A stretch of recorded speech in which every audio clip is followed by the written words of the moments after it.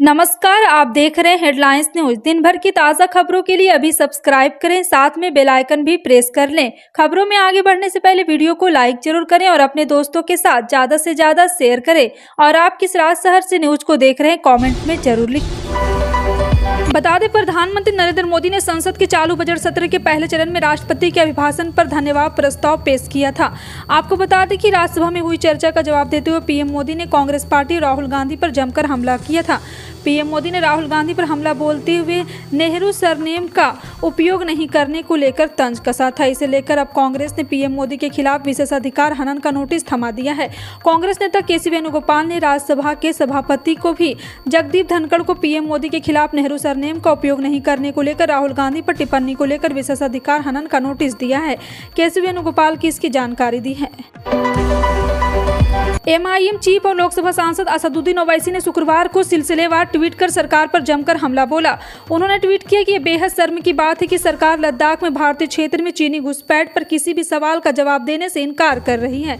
3 साल पूरे होने वाले और हमारे जवान पूरी कोशिश कर रहे हैं, लेकिन हमारा राजनीतिक नेतृत्व चीन के खिलाफ कोई कदम उठाने से डर रहा है।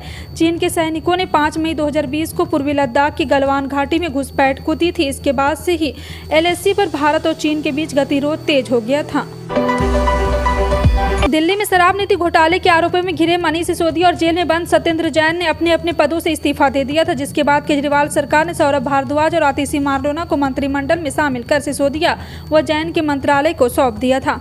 आतिशी को शिक्षा मंत्रालय की कमान मिलने के बाद अब दिल्ली सरकार ने सिसोदिया का सरकारी बंगला भी आवंटित कर दिया है। अब आतिशी का नया पता AB 17 मथुरा रोड होगा। बता दें कि दिल्ली में आम आदमी पार्टी के विधायक सौरभ भारद्वाज और आतिशी मारलेना को गुरुवार 9 मार्च को राजभवन में मंत्री पद की शपथ दिलाई गई। महाराष्ट्र में उद्धव ठाकरे का तख्ता पलटकर बीजेपी की बैसाखी के सहारे सत्ता की कमान संभालने वाले मुख्यमंत्री एकनाथ शिंदे की राजनीतिक चुनौतियां कम होने का नाम नहीं ले रही है। सुप्रीम कोर्ट से शिंदे सरकार को फिलहाल राहत की उम्मीद नजर आ रही है, लेकिन किसान, प्याज और पेंशन की मांग ने शिंदे बीजेपी की टेंशन बढ़ा दी है। ऐसे में देखना है कि एकनाथ शिंदे कैसे इस त्रिकोण संकट से बाहर निकलते हैं। किसान जिस तरह प्याज की कीमत, कर्ज माफी सहित अन्य मुद्दों को लेकर सड़क पर उतर गए हैं, तो सरकारी कर्मचारी पुरानी पेंशन को बहाल की मांग पर अड़े हैं। मराठा आरक्षण का पेंच पहले से फंसा हुआ है, जिसे सदन में कांग्रेस ने उठाकर एकनाथ शिंदे की चिंता बढ़ा दी है। बजट सत्र के दौरान विपक्षी दलों ने किसान, प्याज और पेंशन जैसे मुद्दे पर घेरा है।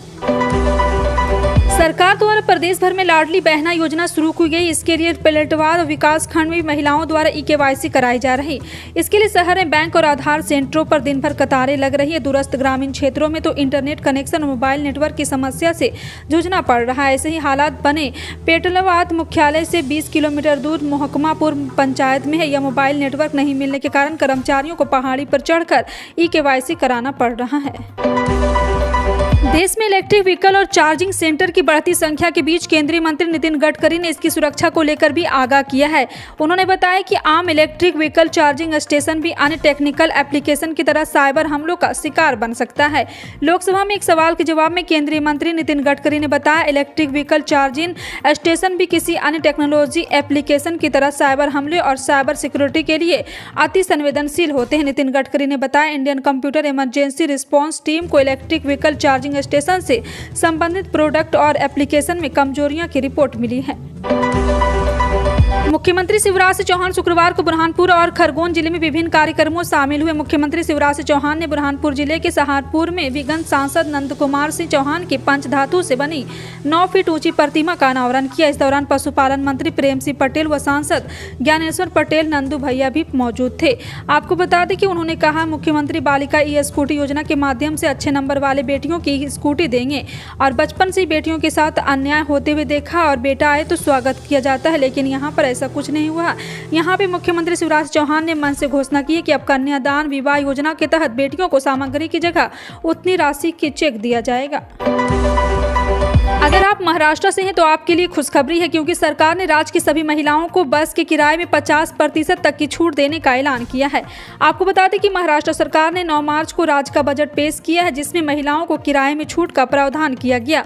उप मुख्यमंत्री देवेंद्र फडणवीस MSRTC के सभी बसों की सफर के दौरान किराए में छूट की घोषणा की। इसके अलावा भी राज्य की जनता के लिए कई घोषणाएं बजट के दौरान की गई हैं। भारत और ऑस्ट्रेलिया के बीच 3 मैचों की वनडे सीरीज का पहला मैच वानखेड़े स्टेडियम में खेला जा रहा है। टीम इंडिया के कप्तान हार्दिक पांड्या ने टॉस जीतकर पहले गेंदबाजी करने का फैसला किया। पहले बल्लेबाजी करते हुए ऑस्ट्रेलिया की टीम 32.2 ओवरों में ही 188 रनों पर सिमट गई। ऑस्ट्रेलिया के लिए मिचेल मार्श ने सबसे ज्यादा 65 बॉल पर 81 रनों की शानदार पारी खेली। भारत के लिए मोहम्मद शमी ने 3 विकेट चटकाए। असम के मुख्यमंत्री हेमंत बिस्वा शर्मा अपने बयानों के चलते अक्सर चर्चा में रहते हैं। इसी कड़ी में कर्नाटक के बेलगावी में उन्होंने कांग्रेस पर जमकर निशाना साधा। शर्मा ने कांग्रेस को आज की नई मुगल बताया है। साथ ही कहा है कि मुगलों ने देश को दुर्बल किया था, वही काम आज कांग्रेस कर रही। अगर कहीं राम मंदिर बनता है तो उन्हें आपत्ति होती है। आप क्या मुगल के बच्चे? उन्होंने कहा कि नए भारत को मदरसे नहीं चाहिए। शर्मा ने कहा कि हमारे देश में कई ऐसे लोग हैं जो गर्व से कहते हैं कि मैं मुस्लिम हूँ, मैं ईसाई हूँ, लेकिन मुझे उनसे कोई दिक्कत नहीं। उन्होंने कहा कि भारत में ऐसे शख्स की जरूरत है जो गर्व से कह सके कि मैं हिंदू हूं। गुजरात की साबरमती जेल में बंद माफिया अतीक अहमद की सुरक्षा को लेकर दायर याचिका पर सुप्रीम कोर्ट में शुक्रवार को होने वाली सुनवाई टल गई है। अब अगले हफ्ते इस याचिका पर सुनवाई होगी। जस्टिस अजय रस्तोगी और जस्टिस बेला एम त्रिवेदी की पीठ के सामने सुनवाई के दौरान अतीक अहमद के वकील ने जान को खतरा बताते हुए गुजरात के अहमदाबाद जेल से यूपी ट्रांसफर न करने की गुहार लगाई। वकील ने कहा है कि हमने अतिरिक्त दस्तावेज दाखिल किए हैं, अदालत ने उन पर गौर करे। उन्होंने कहा कुछ और दस्तावेज भी फाइल करने हैं। महाराष्ट्र में एक बार फिर कोविड-19 के मामले बढ़ने लगे हैं। कोरोना के साथ अब H3N2 वायरस भी लोगों के लिए एक बड़ा खतरा पैदा कर रहा है। चौंकाने वाली बात यह है कि महाराष्ट्र में फिर कोरोना के मामले में तेजी देखी गई। एक दिन में कोविड-19 के मामले दोगुने से ज्यादा हो गए। इतना ही नहीं, वायरस की चपेट में आने से 2 लोगों की मौत भी हो गई। राज्य में अब तक कोरोना से 1.48 लोगों की जान जा चुकी है। बिहार बोर्ड की तरफ से 12वीं की परीक्षा में टॉप करने वाले छात्रों को सम्मानित भी किया जाएगा। साथ ही उन्हें लैपटॉप भी दिया जाता है। माना जा रहा है कि बोर्ड की तरफ से 12वीं का रिजल्ट 18 मार्च के बाद किसी भी दिन जारी किया जा सकता है। जी हां, रिजल्ट जारी होते ही छात्र ऑफिशियल वेबसाइट पर जाकर चेक कर सकेंगे। हालांकि बिहार बोर्ड की तरफ से रिजल्ट जारी करने का लेकर अभी तक तारीखों का ऐलान नहीं किया गया है। बिहार 12वीं रिजल्ट जारी करने को लेकर दावा सिर्फ मीडिया रिपोर्ट में ही किया जा रहा है। बिहार बोर्ड की तरफ से 12वीं की परीक्षाएं फरवरी-मार्च में आयोजित की गई थी। परीक्षा में लगभग 13 लाख छात्र शामिल हुए थे। एग्जाम के दौरान प्रशासन की तरफ से कड़ी सुरक्षा का इंतजाम किया गया था। बावजूद इसके कई जगहों में नकल की खबरें सामने आई थी। नगर विमान महानिदेशालय ने 26 मार्च से शुरू होने वाले समर शेड्यूल की घोषणा कर दी है। GDCA द्वारा दी गई जानकारी के मुताबिक भारतीय वाहक देश में कुल 22,907 साप्ताहिक घरेलू उड़ानें संचालित करेंगे। DGCA के मुताबिक ठंड के दौरान संचालित होने वाले 21,941 साप्ताहिक उड़ानों की तुलना में गर्मियों में संचालित होने वाली उड़ानों की संख्या 4.4% अधिक है। समर शेड्यूल 26 मार्च से लेकर 28 अक्टूबर तक लागू रहेगा। केंद्र सरकार ने शुक्रवार को कहा है कि देश में उर्वरकों पर सब्सिडी कम करने का कोई प्रस्ताव नहीं है। रसायन और उर्वरक राज्य मंत्री भगवंत सुखुबा ने लोकसभा में अपने लिखित उत्तर में कहा, किसानों पर उर्वरक सब्सिडी कम करने के प्रभाव को समझने के लिए अभी तक ऐसा कोई अध्ययन नहीं किया गया। एक अलग जवाब में मंत्री ने कहा, वर्तमान में सरकार के पास पोषक तत्व आधारित सब्सिडी योजना के तहत PND के उर्वरकों की दरों का नियंत्रित करने की कोई योजना नहीं है।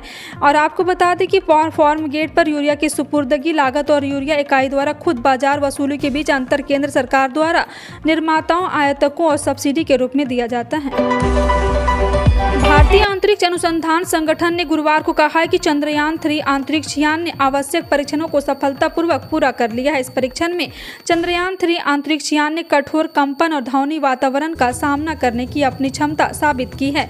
इस मिशन में यह एक और मील का पत्थर है।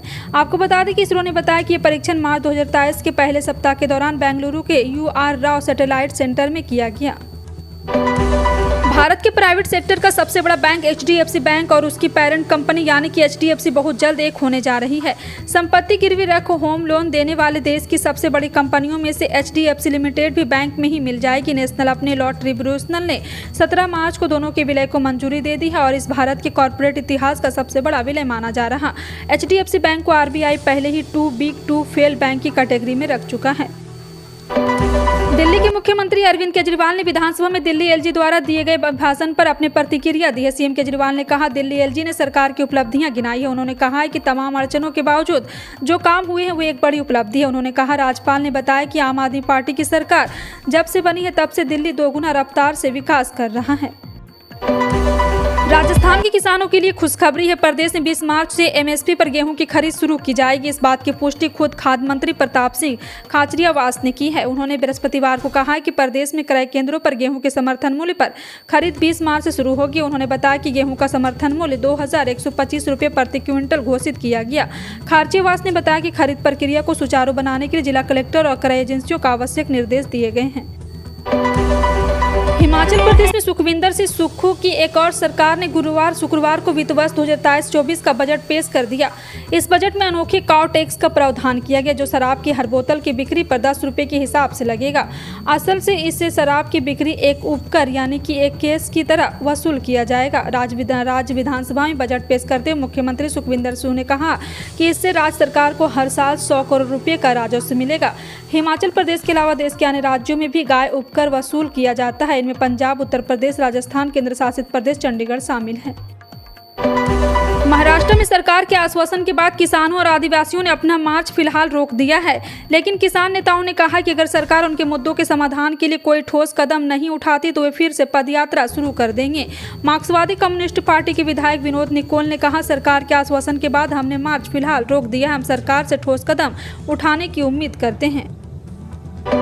देश में मौसम विभाग शुरू हो गए। पहाड़ों पर बर्फबारी शुरू हो गई। उत्तराखंड, हिमाचल से लेह लद्दाख, जम्मू और गिलगित बाल्टिस्तान, मुजफ्फराबाद में भारी बर्फबारी देखने को मिल रही है। ऊंची चोटी पर जहां बर्फबारी का सिलसिला है तो वहीं निचली तलहटी में भी बारिश जारी है। राजधानी दिल्ली में बारिश का पूर्वानुमान जारी किया गया। इसको लेकर अलर्ट भी जारी कर दिया गया। दिल्ली के कई क्षेत्रों में जहाँ आसमान में बादल छाए रहेंगे, वहीं तेज हवा चलने के साथ आंधी का भी जारी किया गया है। दिल्ली वासियों को सतर्क रहने की सलाह दी गई है। बिहार में भी मौसम में बदलाव देखे जा रहे हैं। इन सभी खबरों पर क्या कहना है कमेंट सेक्शन में टाइप करके जरूर बताएं। इसी तरह की पल पल की अपडेट जानने के लिए जुड़े रहें आप अपने हेडलाइंस न्यूज के साथ। मिलते हैं अगली बड़ी खबर में, तब तक के लिए जय हिंद।